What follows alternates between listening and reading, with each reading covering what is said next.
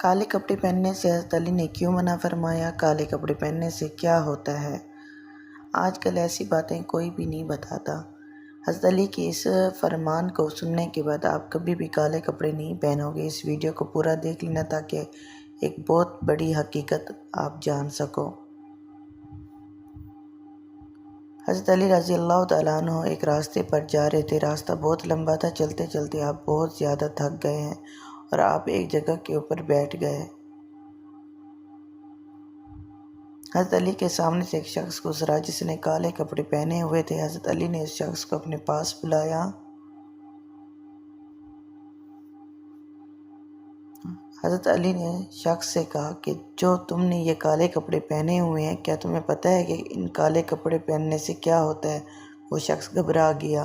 اس نے کہا کہ مجھے کچھ نہیں پتہ۔ حضرت علی رضی اللہ تعالیٰ عنہ نے اس شخص سے کہا کہ آج کے بعد کالے کپڑے کبھی مت پہننا، کیونکہ کالے کپڑے فرعون کا لباس ہے، اور اس بات کو آگے پھیلانا تاکہ لوگ اس حقیقت کو جان سکیں۔